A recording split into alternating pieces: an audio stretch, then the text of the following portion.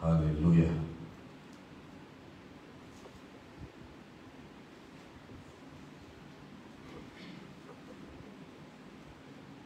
Mari kita baca Efesus 5 ayat 18. 16 Efesus 5 ayat 16 ya. Mari kita baca bersama-sama. 1, 2, 3. Dan pergunakanlah waktu yang ada, karena hari-hari ini adalah jahat. Yuk sekali lagi dengan suara kuat bersama-sama. 1, 2, 3. Dan pergunakanlah waktu yang ada, karena hari-hari ini adalah jahat. Judul firman Tuhan, pergunakanlah waktu yang sisa sekarang ini. Karena kita semuanya sama-sama tahu bahwa kita sudah ada di akhir zaman, dan kita sedang hidup di hari-hari di akhir zaman, ya. Saudara-saudara, dikatakan di ayat yang barusan kita baca, dikatakan ini adalah pergunakanlah waktu yang ada, karena hari-hari ini adalah jahat. Saudara kita sudah sampai di hari, ya, kurangin middle-nya Pak. Iya, baik, terima kasih. Nah, kita tahu bahwa kita sekarang sudah ada di hari-hari di akhir zaman. Haleluya, saudara. Nah, saudara, dikatakan waktu darurat, masa yang sukar, hari-hari yang jahat, akhir zaman sudah tiba. Saudara-saudaraku dikasihi Tuhan, kita harus mengenal dengan baik dari firman Tuhan, yang mana pada hari ini kita akan diingatkan kembali dari firman Tuhan yang akan kita dengarkan pada saat ini. Waktu Tuhan Yesus di bumi, Dia berkata, Tuhan Yesus waktu di bumi Dia berkata, "For the prince of this world come and have nothing in me." Pangeran dari dunia ini, raja dari dunia ini datang, tetapi dia tidak menemukan apa-apa miliknya di dalamku, kata Tuhan Yesus. Yohanes 14 ayat 30. Terima kasih Pak Daud, ya sudah bagus sekali. Yohanes 14 ayat 30 dikatakan, Tuhan Yesus berkata, waktu dia di dunia ini, tidak banyak lagi aku berkata-kata dengan kamu, sebab penguasa dunia ini, the prince of this world, Tuhan Yesus yang mengatakannya, bahwa Dia adalah penguasa dunia ini. Penguasa dunia ini datang, dan Ia tidak berkuasa sedikit pun atas diriku. Ada haleluya, saudara? Ya. Jadi Tuhan Yesus menyatakan di depan seluruh dunia kepada segala masa, dan kita sekarang sudah sampai di akhir zaman. Tuhan Yesus menyatakan bahwa ada penguasa dunia, gitu ya. Dia memang penguasa dunia ini, dan Dia datang kepadaku, kata Tuhan Yesus, tapi Dia tidak, He had nothing in me, tidak berkuasa atasku sedikit pun. Ada haleluya, saudara? Lalu Tuhan Yesus menyatakan perang yang ofensif, ya. Bukan sebelumnya dalam Yohanes 12 ayat 31. Tuhan Yesus berkata begini, saya bacakan Yohanes 12 ayat 31. Tuhan Yesus berkata begini, sekarang berlangsung penghakiman atas dunia ini. Lalu Tuhan Yesus berkata begini, sekarang juga penguasa dunia ini akan dilemparkan keluar. Haleluya, saudaraku. Itu sangat ofensif, menyerbu, menyerang, dan mengalahkan. Haleluya, saudara.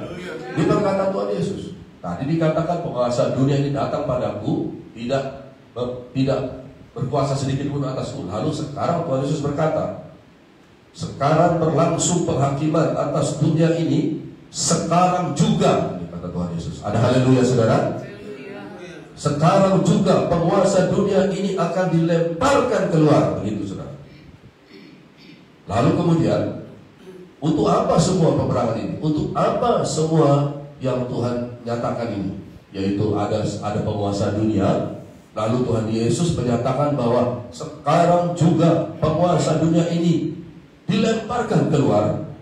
Untuk apa semua itu? Tidak lain adalah sebuah peperangan yang terjadi ini, saudara, yang dahsyat ini, yang ada di bumi ini, saudara, antara Tuhan Yesus dan penguasa kegelapan ini. Peperangan ini adalah untuk merebut jiwa-jiwa kepada keselamatan dalam Tuhan Yesus, yaitu pada ayat yang ke-32 di bawahnya. Dan aku, baik baca Yohanes pasal 12 ayat 32. Dan aku, kata Tuhan, apabila aku ditinggikan dari bumi, aku akan menarik semua orang datang kepadaku. Ada haleluya. Jadi ini semua adalah sebuah peperangan yang mana maksudnya adalah Tuhan Yesus menyelamatkan jiwa-jiwa. Ada haleluya, saudara. Nah, bagi kita sekarang, ini maksudnya adalah Tuhan Yesus menyelamatkan jiwa kita, jiwa saya, jiwa saudara. Bilang kiri kanan saudara, Tuhan Yesus menyelamatkan jiwa kita, saudara. Tuhan Yesus menyelamatkan jiwa kita. Tuhan Yesus satu-satunya juru selamat. Katakan haleluya. Ada haleluya, saudara. Nah, saudara-saudaraku yang dikasihi Tuhan, ya, inilah tujuan daripada pengumuman Tuhan Yesus ini. Jadi sudah diberitahu memang penguasa dunia ini adalah iblis, prince of this world, pangeran kegelapan di dunia ini. Saudara-saudara, tapi Tuhan Yesus juga berkata, waktu dia masih di bumi loh, sekarang juga penguasa dunia ini dilemparkan keluar. Ada haleluya, saudaraku. Tuhan Yesus berkata demikian.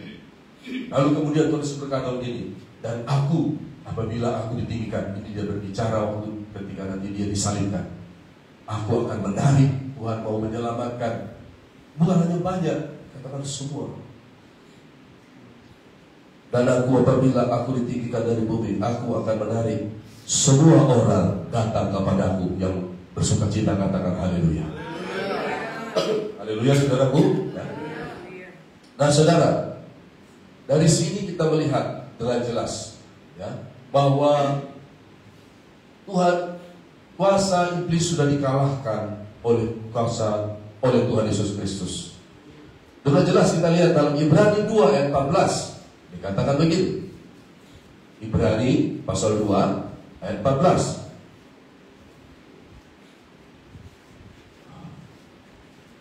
Karena anak-anak itu adalah anak-anak dari darah dan daging, maka ia, Tuhan Yesus, juga menjadi sama dengan mereka dan mendapat bagian dalam keadaan mereka, supaya oleh kematiannya ia memusnahkan dia, yaitu iblis yang berkuasa atas maut, yang bersuka cita. Katakan haleluya. Coba lihat, saudara, oleh kematian Tuhan Yesus mengalahkan atau memusnahkan. Ayat yang dibaca tadi, musnah atau kalah? Bagaimana musnah, saudara? Haleluya, saudaraku. Bagaimana musnah? Coba pikirkan. Ada haleluya. Jadi begitulah kuasa Tuhan berhadapan dengan kuasa setan. Lewat kematian Tuhan Yesus, kuasa setan ini, saudara, iblis ini dimusnahkan. Bayangkan, saudara, oleh kematian Tuhan Yesus, apalagi oleh kebangkitannya, apalagi oleh kenaikannya ke surga, apalagi ketika dicurahkan Roh Kudusnya yang bersuka cita. Katakan haleluya. Itu sebabnya, saudara, ini adalah, saya kasih pengumuman lagi, ya, pengumuman buat kita semuanya. Inilah kemenangan total dan kemenangan yang pasti Tuhan Yesus atas setan dan semua masyarakatnya, kumpulan semua kerajaannya ada di kegelapan itu. Jadi Tuhan Yesus memusnahkan iblis oleh kematiannya. Bacalah dalam Filipi 2 ayat 10.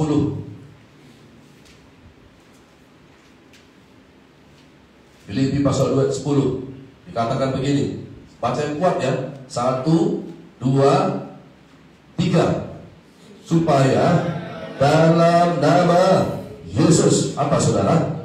Bertekuk lutut segala yang ada di langit dan yang ada di atas bumi dan yang ada di bawah bumi, dan segala lidah mengaku Yesus Kristus adalah Tuhan, bagi kemuliaan Allah Bapa yang bersukacita. Katakan haleluya. Haleluya saudaraku. Nah, jadi kita sudah lihat ya, bahwa saudara-saudaraku, Tuhan Yesus memang memberi pengumuman, dialah penguasa dunia. Di luar Tuhan Yesus, dia memang penguasa dunia. Tetapi berhadapan dengan Tuhan Yesus, berhadapan dengan anak-anak Tuhan Yesus yang memiliki Tuhan Yesus dalam hidupnya, maka kita memiliki kuasa untuk mengalahkan dia di dalam nama Tuhan Yesus. Ada haleluya. Dan sekarang kita lihat setelah peristiwa ini terjadi, kita perhatikan. Setelah iblis dikalahkan, dimusnahkan kuasanya, ya. Jadi jangan ada yang takut, ya. Anak-anak remaja, jangan ada yang takut. Kalau jalan selalu berdoa, belum kemana-mana berdoa dalam nama Tuhan Yesus, ya.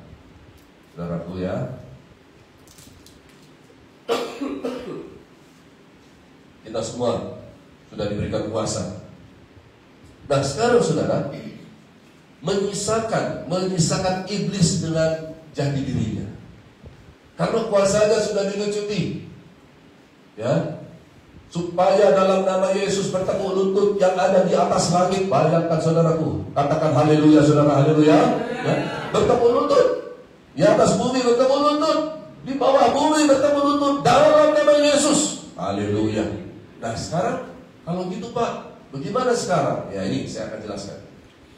Sehingga karena kuasanya sudah dikalahkan oleh Tuhan Yesus, menyisakan iblis dengan jati dirinya. Siapa rupanya dia? Siapa jati dirinya? Yohanes 8 ayat 44. Mari kita lihat. Yohanes 8 ayat 44.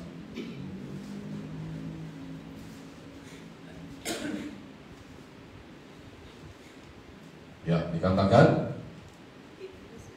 iblislah yang menjadi bapamu dan kamu ingin melakukan keinginan-keinginan bapamu. Gak ada yang bantu Pak Pendeta baca yuk.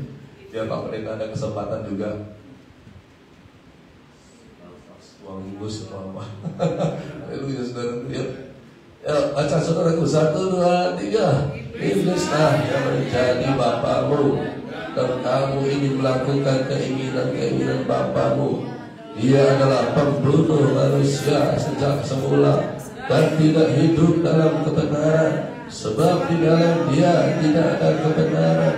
Apabila ia berkata dusta, ia berkata atas kehendaknya sendiri, sebab dia adalah pendusta dan bapa segala dusta. Kan enak dengarnya saudara baca firman Tuhan. Pada saudara semuanya diam. Lalu saudara nonton Pak Pendetanya pilok-pilok, batuk-batuk, khotbah sungguh-sungguh.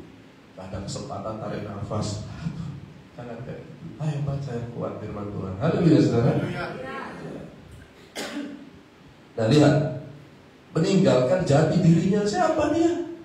Dia adalah pembunuh manusia, dan dia adalah pendusta, dan dia adalah bapa segala dusta. Ya.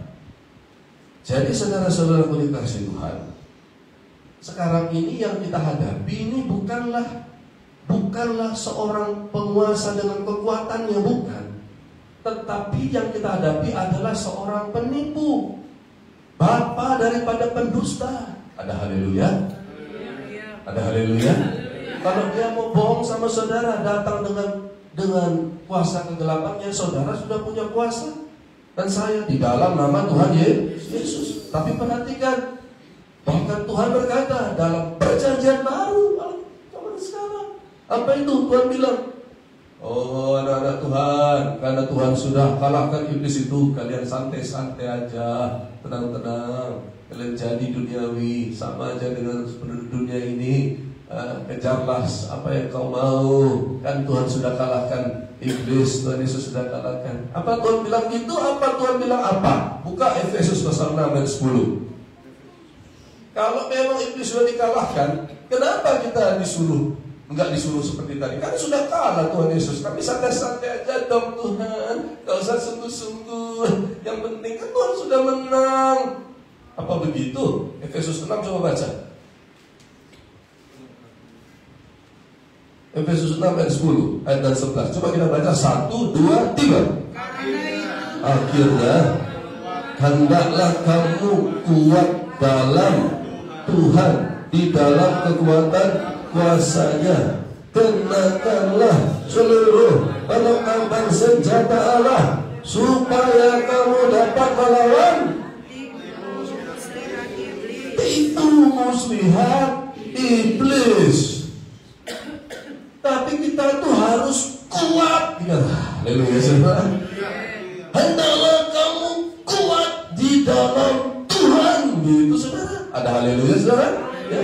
Di dalam kekuatan kuasa Tuhan.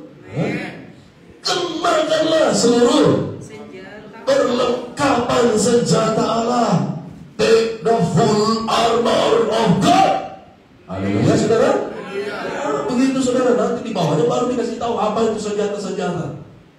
Lalu dikatakan apa? Supaya kamu dapat bertahan melawan tipu muslihat iblis. Ada haleluya. Jadi begini saudara, Tuhan Yesus sudah mengalahkan kuasa iblis itu, menyisakan tipu dayanya. Saudara dan saya harus kuat dalam Tuhan untuk mengalahkan itu dia, saudara. Haleluya.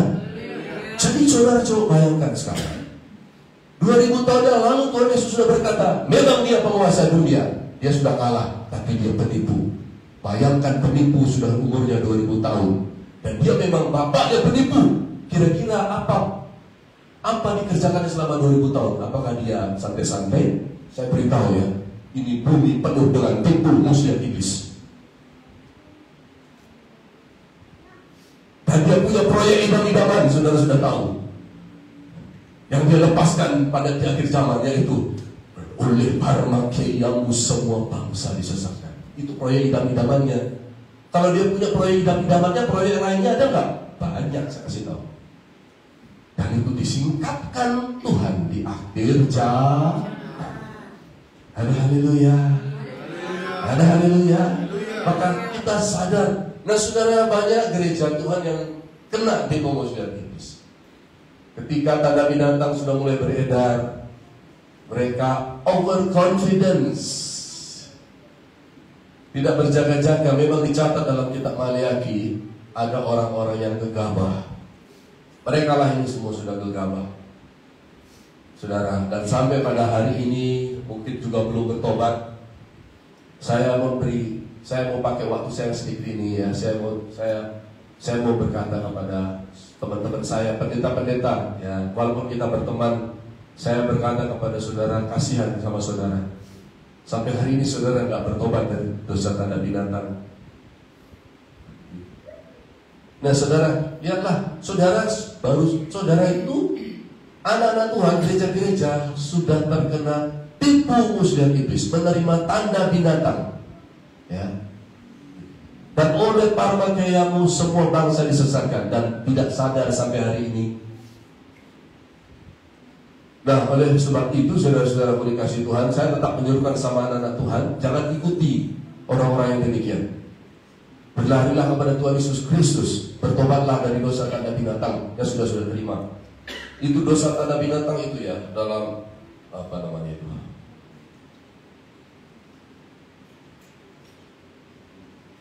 Dalam Wahyu 18 ayat 23. Inilah proyek idam-idaman iblis itu. yang sebabkan dosa apostasia dalam 2 Tesalonika 2 ayat 3. Sebelum hari Tuhan akan ada apostasia. Apa itu apostasia? Saudara, saya sudah punya pembahasan ini. Menerima juru selamat yang lain selain Tuhan Yesus. Padahal Yesaya 43:11 berkata, tidak ada juru selamat lain, hanya satu-satunya juru selamat dari Tuhan. Siapa juru selamat kita, saudara? Yesus Kristus. Tapi sekitar 3 tahun yang lalu datang juru selamat di masa pandemi. Inilah dia namanya apostasia. Ya. Sebuah proses perceraian, perpisahan dengan juru selamat yang sejati, juru selamat yang menderita, yaitu Tuhan Yesus, karena menerima juru selamat di masa pandemi. Sedangkan wanita idaman lain saja nggak boleh, apalagi juru selamat yang lain nggak boleh.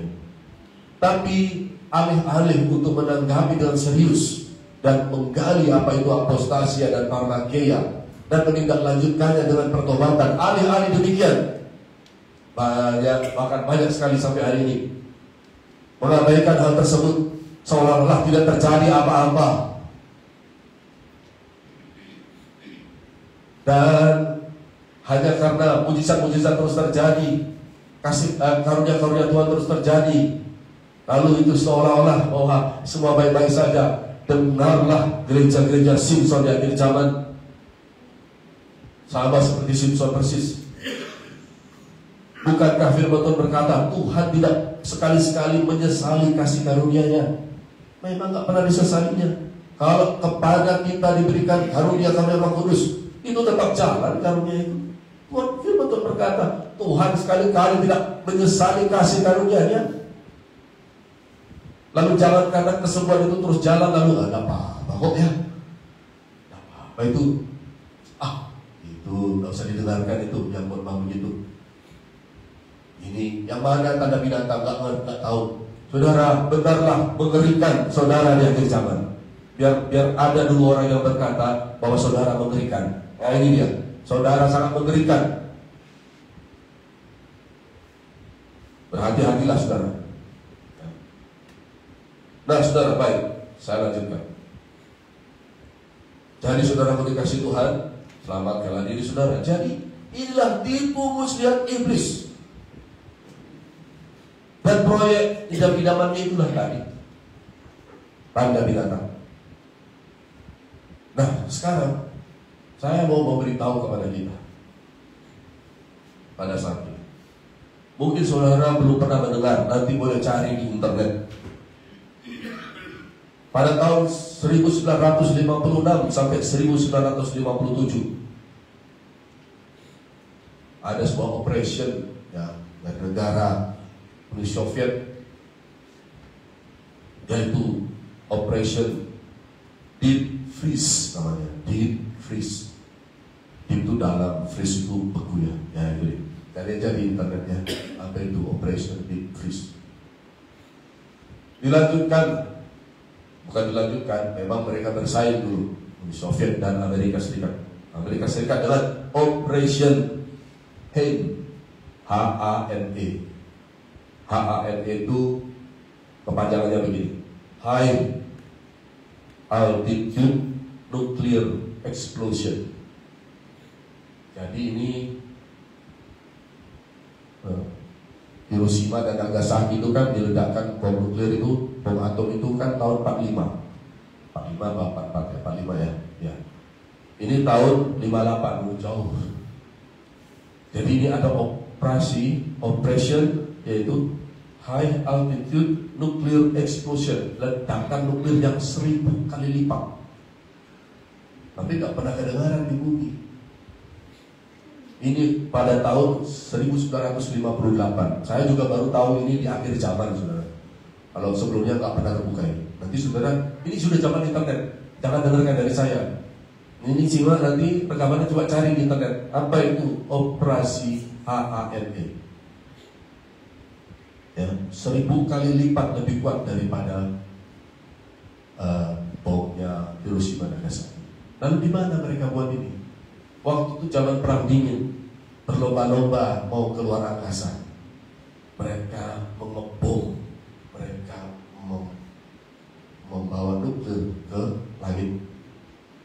Ini operasi. Dengar baik-baik. Bahkan itu sekarang sudah bocor beritanya itu berapa kiloton, berapa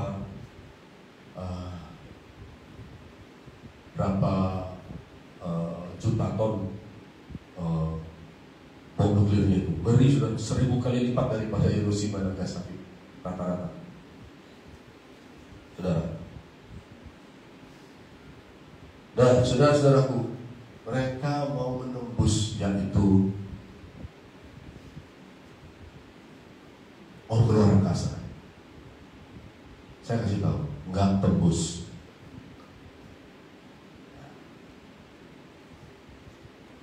Saya sudah awali khotbah saya ya, saudara sudah saya beritahu tadi, 2000 tahun yang lalu sudah diberitahu bahwa iblis itu kuasanya sudah dihancurkan, tetapi tipu dayanya ada.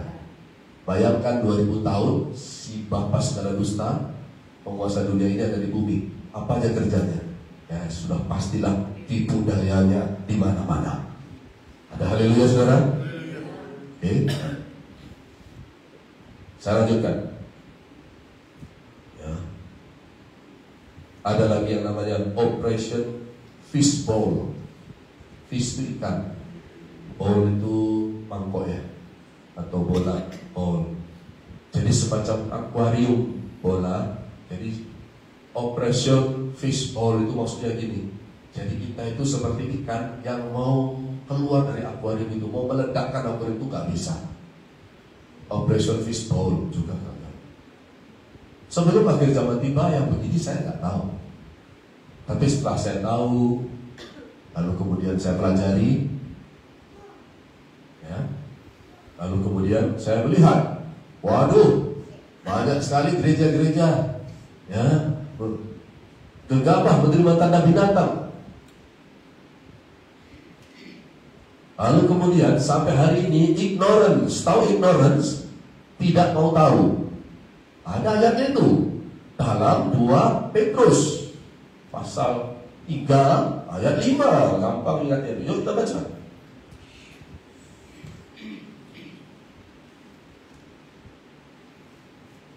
Petrus pasal 3, judulnya saja Hari Tuhan.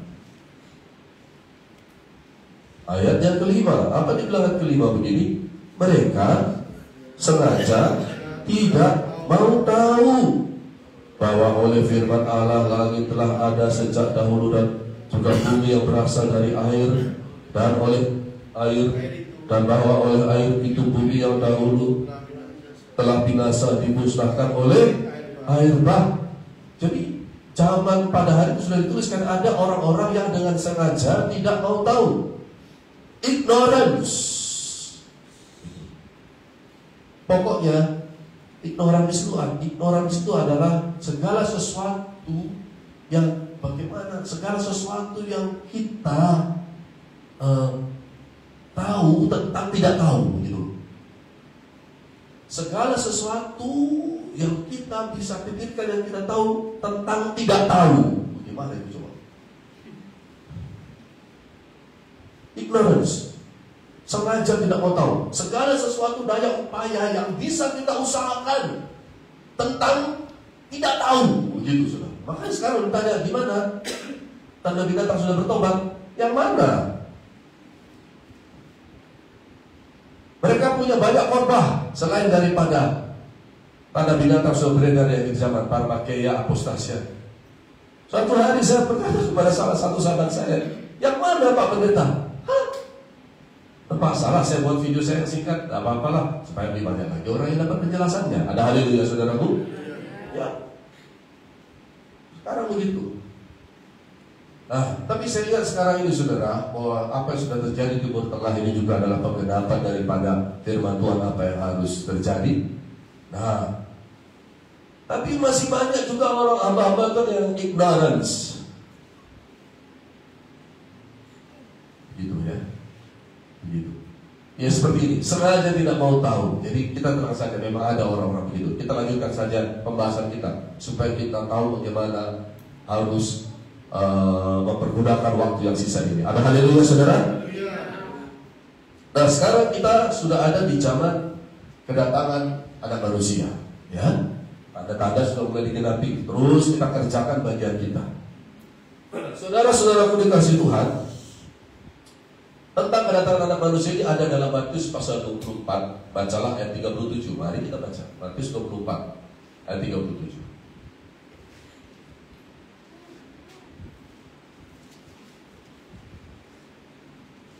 Satu, dua, judulnya Nasihat Sudah Berjaga-Jaga, ayat 37, 1, 2, 3. Sebab sebagaimana halnya pada zaman Nuh, demikian pula halnya kelak pada kedatangan anak manusia. Jadi zaman kedatangan anak manusia sama seperti zaman Nuh, bisa dibaca di bawahnya lagi. Tapi saya hendak membukakan sesuatu yang belum pernah saya bukakan, belum pernah saya bawakan selama ini, tapi saya mau bawakan pada hari ini. Karena memang saudara-saudara, yang kita hadapi adalah tipu muslihat iblis. Katakan kiri kanan, yang kita hadapi tipu muslihat iblis, saudara. Yang kita hadapi adalah tipu muslihat iblis. Haleluya, saudaraku. Nah, perhatikan, sekarang bukalah bersama saya. Kita lihat bagaimana zaman Nuh. Kejadian 7 ayat 10-11. Yuk kita lihat tentang air bah. Kejadian 7 ayat 10-11. Haleluya.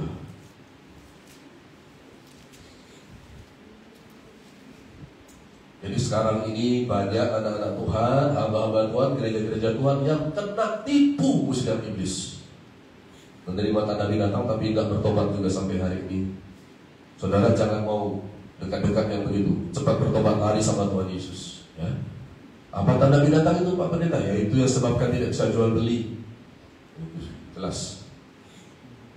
Barang apa itu? Kita berkata, dan oleh parmakeiamu semua bangsa disesatkan. Itu semua barang farmasi. Ya nggak semua barang farmasi, nggak semua obat-obatan tidak baik, tapi ada satu jenis satu yang beredar di seluruh dunia yang diberi label juru selamat di masa pandemi. Nah itu tadi. Dan minggu lalu saya sudah berkhotbah, saudara yang sudah membuat keputusan yang besar tidak menerima tanda binatang, saudara sudah buat keputusan yang besar dalam hidup saudara. Haleluya. Bagi saudara juga yang sudah bertobat, sudah tepat terima 1, 2, tapi saudara bertobat sungguh-sungguh. Saya sudah sampaikan minggu lalu juga, saudara juga sudah membuat keputusan yang besar. Sampai hari ini pendeta-pendeta tidak bertobat dari menerima tanda binatang.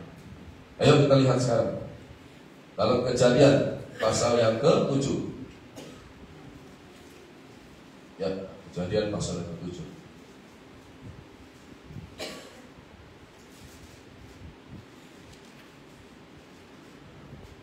Ayat 10 dan 11. Baca suara kuat. 1, 2, 3. Setelah 7 hari datanglah air bah meliputi bumi. Pada waktu umur Nuh 600 tahun, pada bulan yang ke-2, pada hari yang ke-17 bulan itu, pada hari itulah terbelah segala mata air samudra raya yang dahsyat, dan terbukalah tingkap-tingkap di langit. Perhatikan Bapak Ibu, pada waktu itu terbelahlah segala mata air yang ada di samudra raya. Jadi maka gak heran banjirnya itu namanya air bah, dan tidak akan kejadian lagi. Tuhan sudah janji, ada pelangi yang mengingatkan Tuhan tidak akan lagi ada air bah yang begitu. Di bawah bumi ini segala mata air samudra dikatakan terbelah.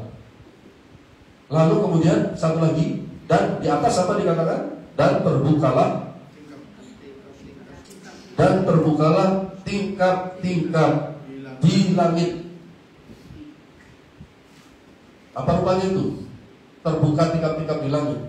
Karena kita tahu bahwa turun hujan yang deras selama 40 hari 40 malam. Saudara-saudara, ini hujan bukan datang dari awan yang terkumpul dari penguapan dari laut. Tidak. Alkitab mencatat air yang turun ini yang dari atas datang dari tingkap-tingkap di langit yang terbuka. Lalu turun air. Berarti maksudnya bagaimana? Bisa nggak saudara bayangkan? Saudara pernah lihat mendung? Lalu waktu mendung itu jadi hujan, saudara lihat. Ini kejadiannya bukan begitu.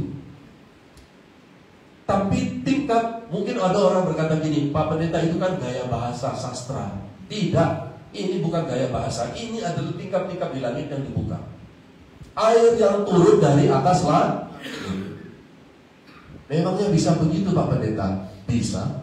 Di mana ayatnya Pak Pendeta? Mari kita buka dalam Kejadian pasal 1. Ayo kita buka Kejadian 1. Memangnya di atas langit itu adanya air Pak Pendeta? Bukankah kita diajarkan langit itu adalah apa? Dikatakan angkasa yang luas, yang tidak berbatas. Sekian miliar tahun cahaya. Yang bilang siapa? Di Alkitab atau yang bilang siapa itu yang sudah? Nah itu dia saudara biar yang selama ini kerjanya ngapain saja di bumi ini. Dan dia punya proyek Daman itu yang terakhir tadi, Parmageia. Tapi dunia ini saudaraku, ya ada orang pernah bilang gitu ya, istilahnya gitu. Pas sudah dengar itu kan, dulu itu orang dari Malaysia berkata apa? Dunia tipu-tipu katanya begitu ya. Dulu itu kita kurang paham ya. Tapi di akhir zaman ini kita yang sudah sungguh-sungguh berhati-hati, Tuhan perlihatkan. Yuk kita buka sekarang Kejadian 1 ayat yang ke-6. 1, 2, 3. Berfirmanlah Allah apa? Jadilah cakrawala di tengah segala air untuk memisahkan air dari air. Maka Allah menjadikan cakrawala, dan ia memisahkan air yang ada di bawah cakrawala itu dari air yang ada di atasnya. Dan jadilah demikian. Lalu Allah menamai cakrawala itu apa? Langit. Jadilah petang dan jadilah pagi. Itulah hari yang kedua. Ada haleluya? Haleluya. Sekarang saya mau beritahu kepada kita semuanya, sebuah penipuan, kebohongan yang terus-menerus diberitakan, yang dibuat sedemikian rupa, dipropagandakan dan diajarkan seperti mencuci otak saudara, itu lama-lama itu sudah penipuan ya, kebohongan. Itu kalau kita terima, itu kita tidak kita terima begitu secara masif bertahun-tahun, itu akan menjadi sebuah kebenaran. Sekarang begini, dengarkan saya, baik yang ada di internet maupun yang ada di sini. Saudara, kenapa kita berani berkata hati-hati tanda binatang dan pujilah nama Tuhan? Saya mengucapkan selamat kepada semua saudara. Perjuangan kita belum berakhir, tapi teruslah berjuang sampai Maranatha Tuhan datang. Haleluya saudara. Banyak anak-anak Tuhan sudah gegabah, gereja-gereja gegabah, hamba Tuhan gegabah, dan mereka sudah menerima tanda binatang. Itu harus segera bertobat, karena itu sangat berbahaya. Banyak itu sekarang sudah mulai dakdikbud. Mendingan bertobat cepat-cepat, datang sama Tuhan. Kenapa saudara? Karena itu ada efeknya. Dan kenapa kita serukan bertobat? Kalau orang-orang itu bertobat, kita berdoa, Tuhan melihat pertobatan anak-anak Tuhan. Ada haleluya? Ada haleluya? Bukankah Tuhan sanggup mengubahkan kutub menjadi maka buang diri kita sama Tuhan Yesus. Makanya itu suruhan pertobatan. Alih-alih bertobat, gak mau bertobat. Saya sudah punya kesaksian ya, ada kesaksian saya sudah buat YouTube-nya. Bagaimana seorang anak Tuhan yang belum bertobat dari tanda binatang dan kemudian kematian menghampiri dia. Dia kena serangan jantung. Saudara, semua orang datang untuk berkata rest in peace, rest in love.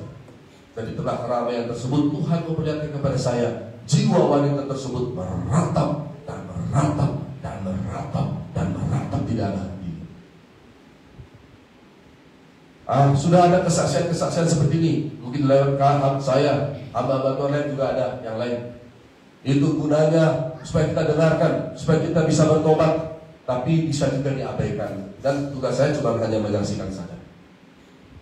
Oke, ya sudah terlalu banyak kesaksian itu di dunia ini ya.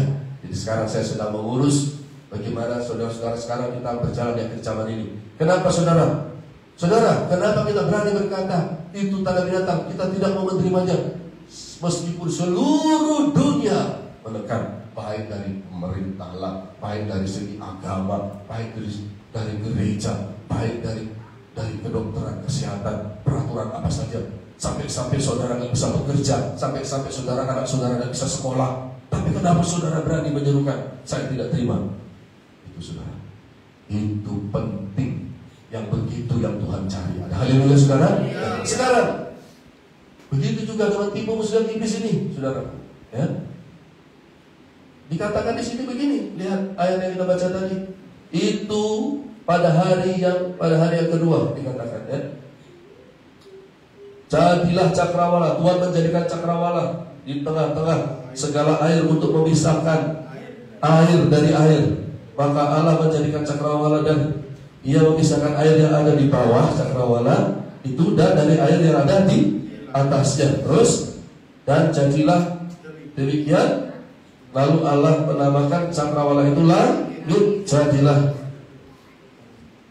petang dan jadilah pagi, itulah hari kedua. Ayat 9 berfirman Allah, hendaklah segala air yang di bawah langit berkumpul menjadi satu tempat sehingga kelihatan yang kering. Dan terjadilah demikian. Lalu Allah menamai yang kering itu darat dan kumpulan air itu dinamainya laut. Allah melihat semuanya itu baik. Perhatikan. Jadi ada cakrawala diciptakan Tuhan, memisahkan air di bawah cakrawala dan di atas cakrawala. Dengan di bawah cakrawala air tersebut dikumpulkan sehingga ada tempat kering namanya daratan. Lalu kemudian air yang dikumpulkan itu namanya lautan.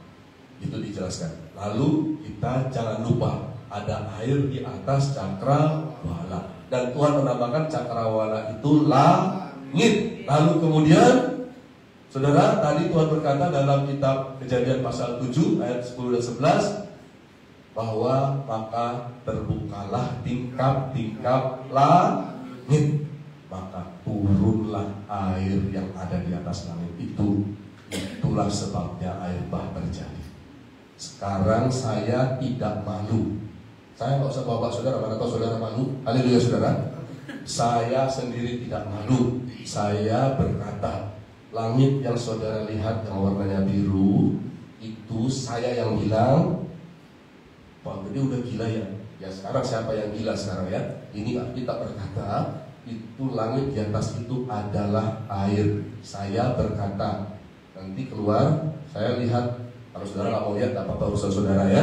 Maka itu saudara berkata, nggak usah lah, kita percaya aja sama apa yang dikatakan oleh NASA.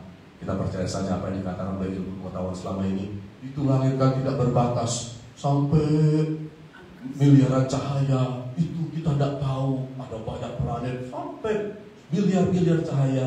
Saya berkata berdasarkan firman Tuhan, langit warna biru itu warna biru saudara lihat itu air. Saya nggak usah bawa saudara, biar saudara jangan malu. Saya yang bilang. Haleluya saudaraku. Ya, saya berani berkata begitu. Kenapa? Saya nggak mau. Sama seperti orang berkata, ini bukan tanda binatang kok. Itu tanda binatang. Saudara tidak perlu mempertentangkan pendapat yang seperti ini. Kalau gitu kita pertentangkan mana yang betul kan? Orang berkata mau kena tipu daya tanda binatang, ya biarkan. Saya tidak mau. Awas hati-hati itu tanda binatang. Dan saya ucapkan selamat sama saudara yang mau berani berdiri atas kebenaran firman Tuhan. Haleluya. Saya umur saya 48. Saya sudah melayani sekitar 25 tahun. Lebih 28 tahun. Belum pernah saya berkhotbah begini. Inilah hari di mana saya berkata, itu langit di atas langit itu adalah air. Dulu tahun-tahun tadi sudah dijelaskan ada beberapa operasi. Ya, operasi dikatakan sih perang dingin, mau berlomba-lomba ke luar angkasa, gak ada yang tembus. Di nuklir sampai 1000 kali lipat nuklir untuk Hiroshima dan Nagasaki, gak tembus. Haleluya saudaraku. Haleluya. Sekarang begini, siapa yang bersuka cita oleh kebenaran firman Tuhan? Sekarang itu aja. Saya senang. Orang lain bilang, ada pendeta aneh, dia bilang di atas langit itu air, dia nggak mau. Saya senang. Ya, pernah terjadi itu dibuka sama Tuhan tingkap-tingkap di langit itu dibuka, airnya turun di bawah, terbuka, terbelah mata-mata air samudra, airnya naik. Makanya banjirnya itu air bah. Dan Tuhan bilang gak ada lagi yang begitu. Bayangkan dari kecil saya diajarkan bahwasanya itu bintang-bintang itu jauh, yang tidak terbatas. Itu kalau saudara baca Kejadian 1, itu bintang-bintang ditaruh Tuhan di cakrawala. Saudara mau percaya yang mana sekarang? Saudara mau percaya firman Tuhan atau penipu yang sudah Tuhan Yesus berkata dia ada di bumi sudah 2000 tahun yang lalu, dan dia menipu. Dari kecil kita dikasih lihat, diajari yang aneh-aneh. Oh, di dalam nama Tuhan Yesus Kristus, Tuhan Yesus sudah mau datang. Ada haleluya saudara? Ada haleluya saudara? Ya? Memang tidak perlu diperdebatkan. Cuman saudara percaya mana, firman Tuhan atau sains? Tapi sains Pak, saya ditunjukkan ada foto bagaimana itu planet begini segala macam. Di dalam nama Tuhan Yesus semua bisa dibuat di Photoshop, bisa dibuat di komputer. Sudah banyak juga bukti-bukti bagaimana kegiatan mereka yang seperti di luar angkasa. Ternyata itu ada di dalam kolam yang besar. Jadi begitulah penipuan yang terbesar di seluruh dunia. Saudara, itu saudara tahu kan NASA lambangnya itu lingkaran, terus ada benar? Ini tidak ular. Kalau dia dibesarkan ini kepala-kepalanya di situ diganggu begini. Haleluya saudara. Jadi lalu Pak Pendeta, apakah itu ada hubungannya dengan keselamatan? Ya iyalah. Nanti gimana kalau Tuhan bilang begini? Nanti misalnya Tuhan datang sama saudara, percaya kalau di atas itu air? Tidak Tuhan, itu malah asal siapa yang bilang? Tuhan bilang, aku berkata itu di atas itu air. Saya enggak. Oke, saya lanjutkan lagi. Buka Yesaya 40 ayat 22 bagian A.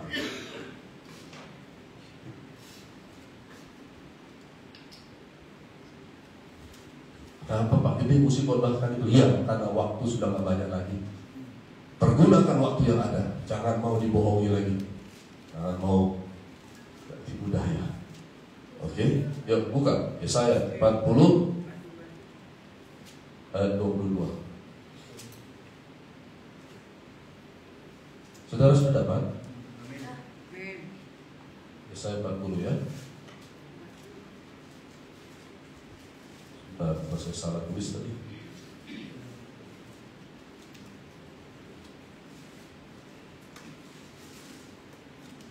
Oke.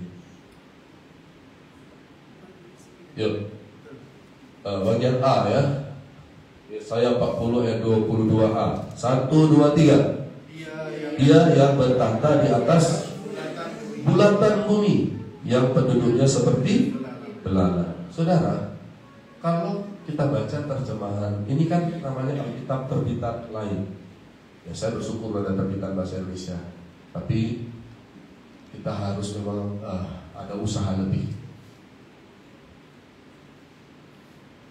Di sini dikatakan dia bertahta di atas bulatan bumi. Kalau saudara baca dari King James Version, perhatikan. Alkitab lain pertama kali diterbitkan tahun 1967. Perhatikan. Alkitab King James pertama kali dicetak tahun 1611. Apa ditulis dalam King James? Saya bacakan. Saudara kalau punya boleh buka ya, kitab di elektronik.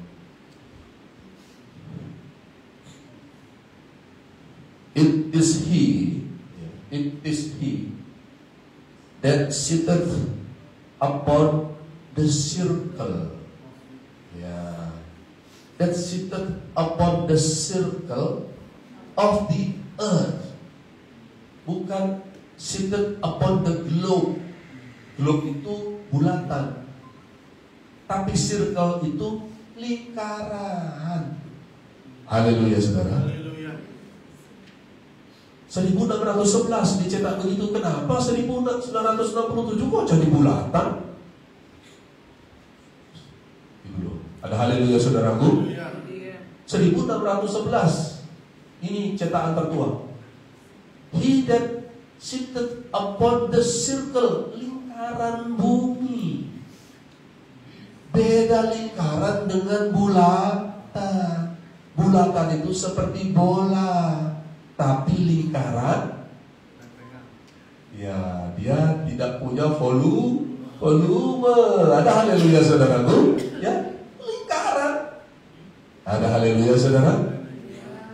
Ya, jadi dengar, saya tidak masuk ke wilayah begini perdebatan. Kalau itu kita berdebat antara yang berkata bulan dan yang berkata lingkaran. Nah, itu gak perlu debat. Yang penting kita anak Tuhan harus tahu, pegang dan punya iman. Tuhan Yesus berkata begini, waktu anak manusia nanti datang, dia cari adakah iman di bumi. Iman itu gimana?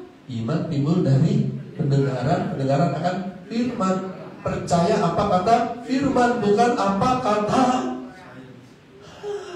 yang selama ini kita baru duduk. Saya ingat sekali dulu waktu saya masuk SD, saya duduk itu di depan itu sudah ada bulatan bola dunia.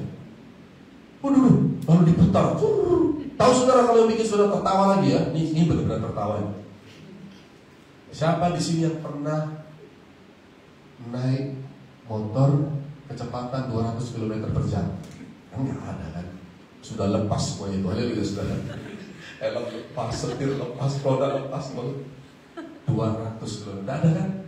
Kita pernah naik pesawat, kita tahu diumumkan kecepatan paling tinggi itu pernah saya dengar 800 km per jam. Memang pernah.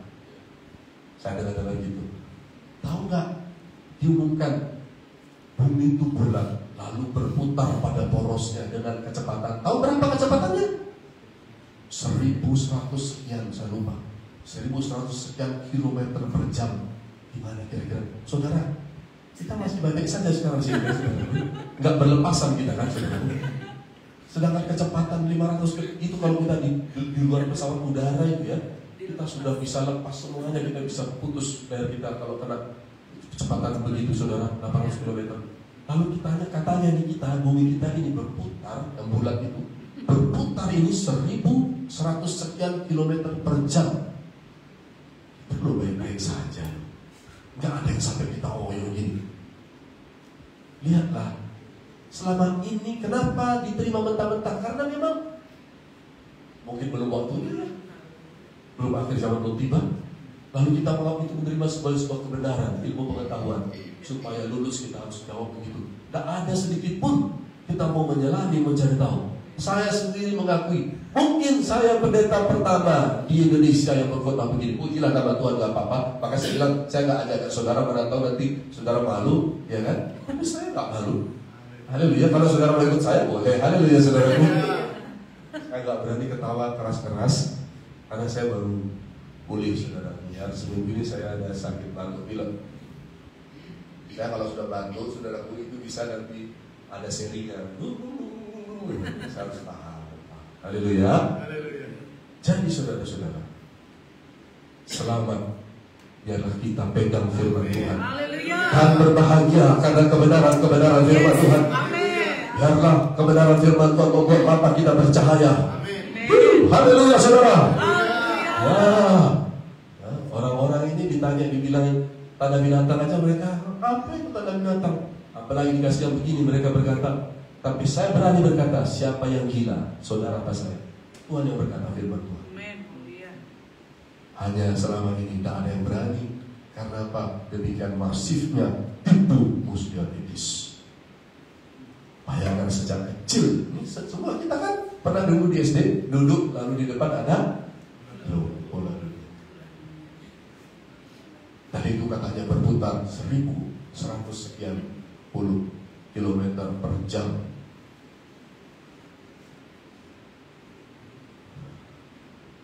Biarlah ketika Tuhan datang, Tuhan dapati kita ada iman pada kita.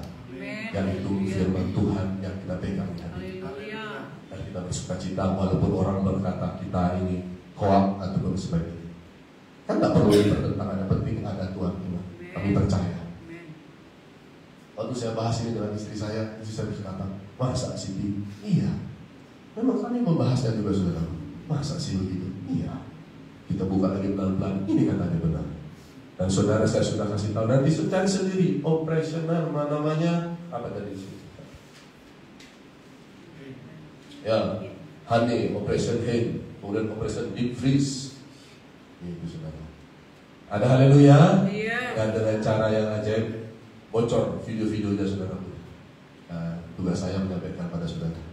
Oke? Jadi di akhir zaman ini Tuhan sudah mau datang. Yang begini-begini kita harus pegang teguh firman Tuhan. Dikatakan, biarkah kamu kuat dalam kekuatan kuasanya, supaya kamu bisa bertahan melawan tipu muslihat iblis.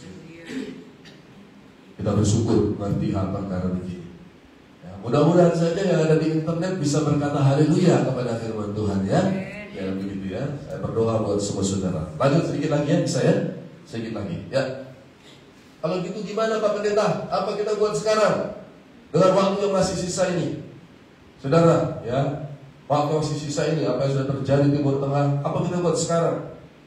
Saudara, nomor 1, persenjatai pikiran kita dengan selengkap senjata Allah, yaitu firman Tuhan saja, seperti yang kita dengar tadi. Efesus pasal 6 ayat 10-11.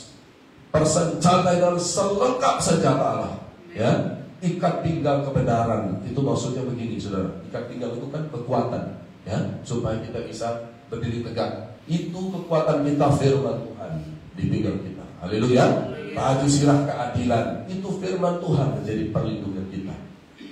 Ada salah satu ayat yang berkata, sebab memang adil bagi Allah untuk membalaskan penindasan kepada mereka yang menindas kamu. Jadi saudara-saudara, jangan tuntut keadilan dari diri kita sendiri. Ada Tuhan yang adil.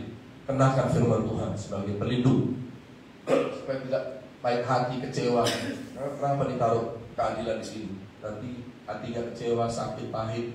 Gimana tentara mau berperang dengan keadaan pahit hati? Tidak bisa. Taruh perisai. Ya, apa dikatakan? Baju sirah keadilan. Apalagi? Kenapa kotopong keselamatan? Itu apa itu? Itu firman Tuhan yang melindungi pikiran kita.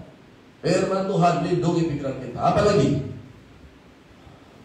Ikat pinggang kebenaran sudah.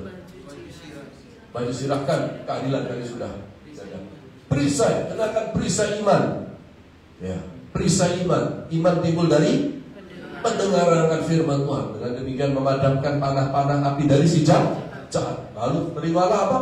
Kaki berkasutkan kerelaan beritakan Injil damai sejahtera firman Tuhan juga. Lalu dan terimalah pedang roh, yaitu firman Allah. Ada haleluya? Itu kenakan semua, itu firman semua. Lalu selanjutnya nomor 2, jadi persenjatai pikiran kita seluruh hidupnya dengan firman. Lalu nomor 2, aktifkan dan angkat senjata-senjata tadi. Itu hanya bisa diaktifkan dengan baik-baik semua tentara Tuhan ya, di akhir zaman hanya bisa diaktifkan lewat berdoa.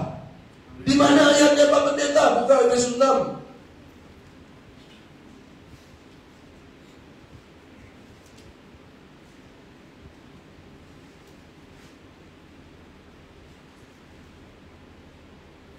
Jadi itu tadi semua kenakan. Bagus, sudah dikenakan selengkap. Yes, supaya bisa bertahan lawan tipu muslihat iblis. Ya, tapi untuk lebih dahsyat lagi, mengaktifkan senjata-senjata sudah kita kenakan tadi, yang sudah membuat kita bertahan lawan tipu muslihat iblis. Kenakan firman Tuhan. Apa saudaraku? Itu semuanya bisa diaktifkan lewat berdoa. Di mana ayatnya? Ini dia. Ayat Efesus 6 ayat 17. Dan ayo baca 1, 2, 3. Dan terimalah ketopong keselamatan dan pedang roh, yaitu firman Allah. Terus dalam segala doa dan permohonan.